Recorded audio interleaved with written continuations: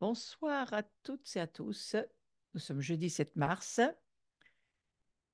et il est 19 heures. Nous allons commencer ce cours et nous allons aller sur le fait de l'ascension de la nature humaine, parce que c'est quelque chose dans lequel nous rentrons de plus en plus alors que nous étudions la parole de Dieu et que nous entrons dans le cœur de Dieu. On peut voir qu'il y a cette ascension de la nature humaine depuis la poussière, on pourrait dire ça comme ça, jusqu'au ciel, c'est-à-dire jusqu'à sa recréation.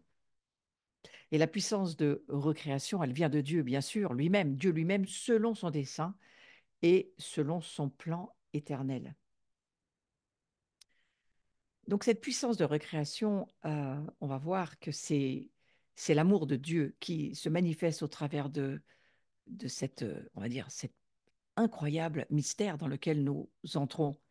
Et on va le voir en lisant Éphésiens chapitre 1, verset 4. On va le lire ensemble. En lui, c'est-à-dire en Christ, bien entendu, c'est de lui dont il est question. En lui, Dieu nous a choisis. On pourrait le dire autrement. On pourrait dire Dieu nous a élus avant la fondation du monde. Et on voit que l'homme choisi, c'est-à-dire toi et moi, nous qui sommes là à lire cette parole de Dieu, on entend Dieu nous dire, oui, toi, je t'ai choisi, je t'ai prédestiné à la vie éternelle, et ça ne devait pas paraître seul devant Dieu, bien entendu, mais ce choix, ce chemin dans lequel nous entrons, eh bien, c'est dans le Christ, Jésus-Christ lui-même, que nous sommes en lui. Il ne nous a pas choisis pour nous choisir nous seulement. Remarquez bien ce verset d'Éphésiens 1, parce qu'il est important à comprendre. En lui, Dieu nous a choisis. Voyez combien ça amène déjà la révélation de la nouvelle création, recréation que nous sommes, alors que nous étions poussière, nous naissons de la parole de Dieu et de l'Esprit de Dieu, et nous naissons en Christ. Donc il y a, j'aime bien toujours redire ce verset qui dit que nous venons de la matrice de Jésus-Christ. C'est de lui que nous sommes nés de nouveau dans les cieux. Donc il ressort de cela que la création de l'homme, elle est fondamentalement et éternellement liée à la personne du Christ. Il faut nous concentrer sur cette pensée et laisser vraiment l'Esprit Saint nous amener la révélation dont nous avons besoin.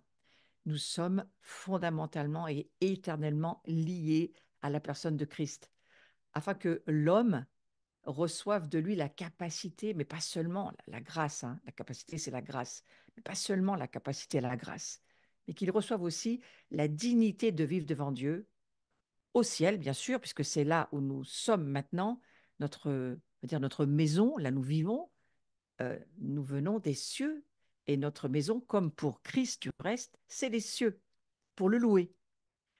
Cela se fondait sur la grâce, bien sûr, dont Dieu allait nous gratifier dans le Christ. Mais c'est cette grâce-là qui fait que, eh bien, en lui, nous sommes nés de nouveau. En lui, nous avons été choisis. En lui, avant la fondation du monde. Est-ce que nous pouvons juste entendre cette parole? Dieu nous choisit avant la fondation du monde, et puis pas seulement, mais le fondement de la création de l'homme, eh bien, ça a donc été la grâce de Dieu dans le Christ. C'est cette grâce, cette incroyable grâce qu'il faut laisser devenir pour nous une réalité invisible mais qui va devenir visible dans notre vie. Donc en lui, toi et moi, on est choisis. En lui, toi et moi, on est élus. Avant que tout ce monde existe, c'était déjà dans la pensée de Dieu. Déjà, il y avait un agneau immolé sur le trône avant la fondation du monde. C'est quand même un sacré mystère. Donc la création de l'homme, elle a commencé dans le plan divin, dans l'éternité de Dieu. On vient d'une certaine manière, de le lire dans Éphésiens chapitre 1, verset 4. C'est pour ça que j'insiste sur ce visuel pour dire, eh bien oui, la création d'homme, elle a commencé dans l'éternité. Elle n'a pas commencé seulement au moment où Jésus va venir. Absolument pas. Tout a commencé dans l'éternité de Dieu. C'est un incroyable mystère. Et ce plan divin, eh bien, il vient. Vous savez, ça me fait penser à Melchisédek qui va rencontrer Abraham. Pas Abraham, mais Abraham. Il va rencontrer Abraham et voilà, on va dire, ce sacrificateur, ce roi de Salem, dont il est question dans Genèse 14, ça me vient à l'esprit parce que j'ai étudié ça il n'y a pas si longtemps que ça pour un autre sujet. Et oui, il a ni commencement ni fin. Eh bien oui, ce Christ n'a ni commencement ni fin. Oui, bien sûr, il est né euh, dans une chair au moment où il est venu sur cette terre pour nous sauver. Mais il y a eu déjà une pré-incarnation. Alors, on l'appelle comme on veut, peu importe. Moi, j'étais pas là, je peux pas vous dire exactement, euh, euh, ce- exactement qui est Melchisédek, mais la Bible nous dit qu'il a ni commencement ni fin. Il est l'alpha et l'oméga. Il est roi de Salem et il va rencontrer Abraham. Et qu'est-ce qu'il va lui faire? Eh bien, il va lui amener le pain et le vin. Ça, c'est quand même extraordinaire.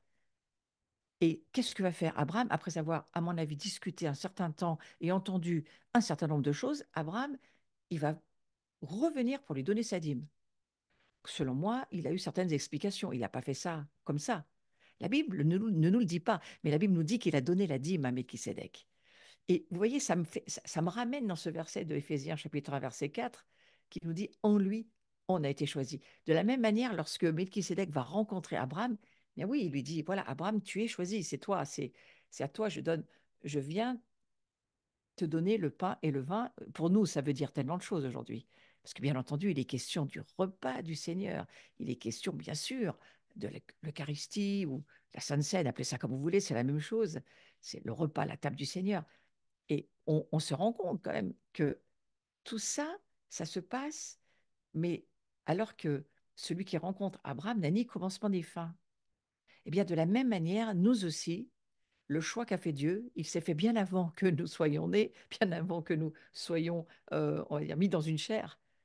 On avait déjà été choisis par Dieu. Non, mais c'est quand même extraordinaire. Moi, j'aimerais vous laisser voyager un petit peu ce soir dans cette éternité on ne peut appréhender que par le Saint-Esprit, certainement pas par notre cerveau, mais tout de même, c'est, ça laisse à penser, hein, ça laisse à penser. Donc, cette création de l'homme qui commence dans le plan divin, dans l'éternité en Christ, c'est-à-dire, je le redis bien, avant la fondation du monde, ce commencement, avant que tout ait commencé. Alors, est-ce que c'est un commencement? Je n'arrive plus à savoir, mais en tous les cas, c'est un début, ça c'est clair. Et le second visuel qu'on va regarder nous dit élu avant la fondation du monde éternellement. C'est incroyable. Éternellement, nous sommes élus, nous sommes choisis, c'est la même chose, avant la fondation du monde, éternellement en Christ. Nous n'existons pas hors de Christ. C'est ça que j'aimerais vous dire ce soir. Et on voit ce verset que je vous ai mis sur le visuel, Éphésiens chapitre 1 et la suite, verset, d'abord euh, le verset précédent, le 4 qu'on vient de lire, déjà lisons-le. Béni soit le Dieu et Père de notre Seigneur Jésus-Christ, qui nous a bénis de toute bénédiction spirituelle dans les lieux célestes en Christ. Vous voyez qu'on est béni en Christ. Ça devrait aussi parler à certaines personnes qui courent après la bénédiction. Mais la bénédiction, on n'a pas besoin de courir après la bénédiction. Elle nous est accordée, nous sommes déjà bénis en Christ. Si nous avons le Christ, nous sommes bénis. C'est ce que dit ce verset. Qui nous a bénis, c'est au passé composé, c'est déjà fait. Il nous a bénis, donc nous on bénit Dieu parce qu'il nous a déjà bénis en Christ. Et que même avant qu'on soit né, on était déjà créé dans la matrice du Christ. Et on continue le verset 4, selon qu'il nous a élus en lui, donc j'insiste sur le en lui, avant la fondation du monde, pour que nous fussions saints et irréprochables devant lui en amour. Repensons à ce verset. Il nous a bénis, c'est déjà fait, pour ça qu'on bénit Dieu, parce qu'il nous a bénis de toute bénédiction spirituelle. Où ça? Dans les lieux célestes, c'est-à-dire dans la nouvelle création que nous sommes en Christ, nous sommes déjà bénis de toute bénédiction spirituelle dans les cieux. Il faut voir que nous sommes nés depuis les cieux et que c'est en Christ que là se trouvent toutes les bénédictions. C'est en lui, c'est pas hors de lui. Ça ne peut être que en lui. Et on va lire le verset 5 maintenant de Éphésiens chapitre 1. Nous ayant prédestinés pour nous adopter pour lui, par Jésus-Christ, selon le bon plaisir de sa volonté, à la louange de sa grâce, dans laquelle il nous a rendus agréables dans le bien-aimé. Quel incroyable verset. Alors, on voit qu'il est clair que le plan divin tire son origine, on va déjà aller là-dessus, du Christ. Vous voyez, en lui, nous sommes bénis de toute bénédiction spirituelle. En lui, nous avons été élus avant la fondation du monde. Si vous avez un petit souci à vous demander d'où vient votre élection et le choix de Dieu pour vous, il y a bien longtemps que ça s'est passé, hein, il n'avait pas besoin de vous pour y penser. Donc, oui, c'est quand même intéressant de se le dire. Et que il est clair que le plan divin tire donc son origine du Christ avant la fondation du monde, c'est-à-dire dans sa préexistence éternelle. Il a décidé dès avant la fondation du monde que le Verbe serait responsable de la création de l'homme. Le Verbe, c'est-à-dire la parole faite chair, le Christ. Le Christ, vous voyez, nous sommes en lui choisis, nous sommes en lui bénis, nous sommes en lui avant la fondation du monde, déjà en Christ, nous sommes. Donc ça veut quand même dire d'une certaine manière que dans sa préexistence éternelle, avant la fondation du monde, il a été décidé que le Verbe, c'est-à-dire le Christ, il serait responsable de la création de l'homme. Et ça, le Christ le savait. Et qu'il devrait le recréer de sa propre personne, de son être même. Nous naissons de lui. Et je crois qu'on ne le voit pas assez dans la réalité invisible spirituelle. Nous avons besoin de le voir. Donc c'est pourquoi on le voit sur ce visuel, pour que l'homme s'élève de sa nature. Là, je suis sur le visuel 25, pour que l'homme s'élève voilà, de sa nature corruptible à la vie céleste. Il fallait d'abord quoi? Bien, il fallait d'abord le dépouiller entièrement de cette nature corruptible dans laquelle il avait vécu pendant de longs siècles, conséquence de la peine de mort et de la malédiction. Souvenez-vous, le cours dernier, on a vu que Dieu veut sortir, il veut sortir l'homme de cette déficience, de cette déchéance. Dieu le Père, il ne veut pas laisser sa famille dans cette condition, on va dire, de déchéance et de déficience. Et donc, voilà son plan. Il nous choisit, il nous crée en lui. Là, nous ne venons plus de la poussière, nous ne venons plus seulement du souffle divin, nous venons d'une nouvelle naissance qui se fait dans le Verbe lui-même, dans le Christ lui-même. Et, euh, et pour que cela puisse se faire, j'ai pris ce visuel que j'ai trouvé très parlant, quand on voit combien ce plan divin tire son origine du Christ. Quand le Christ nous dit, bien sûr que je me suis sacrifié pour toi. C'est pour toi, pour toi à qui je parle ce soir, toi qui vas m'entendre, soit en direct, soit en replay, mais c'est pour toi qui m'écoute.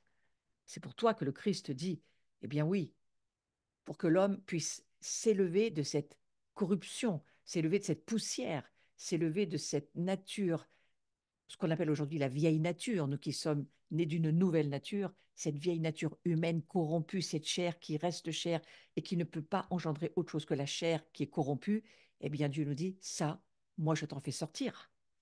Et c'est pour cela que Jésus va se sacrifier, parce que c'est le choix du Père. Avant que toute chose existe, le Père avait décidé qu'il aurait une famille et qu'il allait élever sa famille et la faire naître de sa propre nature divine. Et pour cela, on a dû vivre ce grand voyage que vous et moi, la plupart d'entre nous, nous avons vécu. Et si vous n'avez jamais donné votre vie à Jésus, réfléchissez-y, parce que c'est la seule porte qui nous sort de ce, on va dire, de ce monde de mort et de ce monde où il n'y a pas d'espérance, ni d'espoir, ni de salut sans Christ. Il nous offre le Christ pour que nous puissions entrer dans ce salut, dans cette porte d'espérance, dans cette gloire, cette présence de Dieu dans laquelle nous sommes aujourd'hui. Donc, Dieu nous élève, voyez. Et pour que l'homme s'élève de cette nature, eh bien, il fallait qu'on naisse du Christ. Ce que nous a bien dit Éphésiens chapitre 1, verset 4, le premier verset que nous avons lu. En lui, Dieu nous a choisis avant la fondation du monde. Le cœur de Dieu, il se trouve là. Donc, on va voir que l'homme, il pourrait alors être recréé avec une nouvelle nature et un moi humain renouvelé. Et c'est là où nous sommes aujourd'hui, si nous le voyons par les yeux de la foi et par la vérité de la parole de Dieu. Oui, l'homme pourrait. Alors, c'est ce que le Père se dit.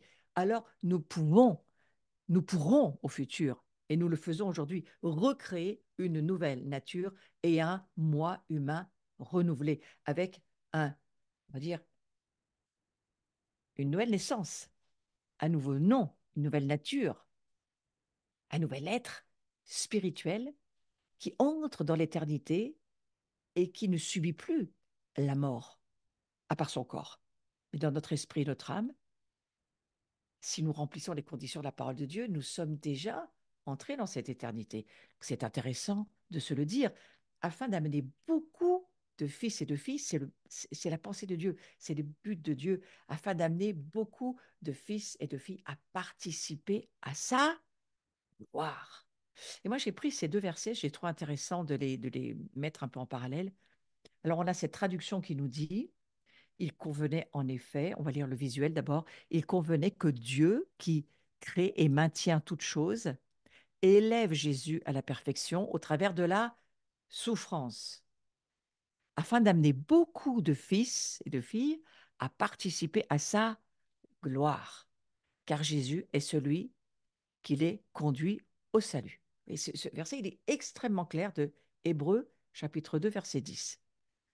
On est élevé à la perfection. Souvenez-vous, ce mot signifie en grande partie maturité. Donc, on était élevé à la maturité par la souffrance. Et on a vu le cours précédent que les souffrances, les troubles sont une porte d'espérance pour nous parce qu'elles nous transforment de façon à ce que Christ en nous continue de se former et de mûrir. Donc, souvenez-vous de ce qu'on on s'est bien dit le cours précédent, hein. Euh, je ne veux pas y revenir, mais je veux juste relire rapidement ce verset qui disait euh, concernant, voilà, je lui donnerai ses vignes et la vallée d'Accord comme une porte d'espérance. Souvenez-vous que la vallée d'Accord, ça voulait dire la vallée des troubles, la vallée de la souffrance, la vallée des difficultés. C'est Osée, le prophète, hein, qui nous a rappelé ça le cours précédent et qui nous a dit, eh bien voilà, au milieu de toute cette souffrance, ma fiancée, mon épouse, ma vigne, elle va avoir, on va dire, la rémunération de ce que ça va produire dans sa vie, et elle chantera comme au temps de sa jeunesse et comme au jour où elle remonta du pays d'Égypte. Il va y avoir de la joie, il va y avoir de l'allégresse. Donc souvenons-nous que ce mot trouble, cette vallée d'accord, qui signifie trouble, pour nous, c'est une porte d'espérance. Alors revenons là où nous en sommes en ce moment. On voit bien sur ce visuel, revenons au visuel, qu'il convenait que Dieu, qui a amené Jésus à la perfection par la souffrance, eh bien, il convenait bien que maintenant, d'autres puissent aussi y participer. Et sur ce verset de Hébreux chapitre 2, verset 10, eh bien, remets-moi le visuel parce que je voudrais maintenant comparer ce visuel avec une autre traduction. Voilà, ici nous avons la traduction que nous avons lue tout à l'heure. Souvenez-vous, tout cela, c'est pour faire quoi? Quel est le but de tout ça? Pour que nous puissions participer à sa gloire. Hein. Si nous n'entrons pas dans la révélation, nous ne pouvons pas grandir ni participer à la gloire de Dieu. La gloire de Dieu, souvenez-vous, elle bouge, on fait rouler la roue, elle se meut, la roue, elle bouge au travers des révélations. C'est les révélations qui la font avancer en nous et dans tout ce que nous vivons. Alors, l'autre traduction du verset dit aussi, il convenait en effet que celui pour qui et par qui sont toutes choses, et qui voulait conduire à la gloire beaucoup de fils et de filles. Dieu veut conduire à la gloire. Ici, il est question de participer à sa gloire. Mais vous savez, les Bibles sont traduites, hein, la Bible n'a jamais été écrite en français. Les Bibles en français sont des traductions. Donc, si nous voulons avoir parfois plusieurs perspectives et peut-être une compréhension un peu plus élargie, on prend plusieurs traductions et ça nous aide. Donc, à la fois, on participe à la gloire de Dieu et à la fois, on est conduit. Dieu veut conduire à la gloire beaucoup de fils. Et pour cela, il éleva à la perfection par les souffrances le prince de leur salut. C'est une autre traduction. Donc voilà, arrive l'heure du salut. Et c'est ce que nous dit Galates chapitre 4, verset 4.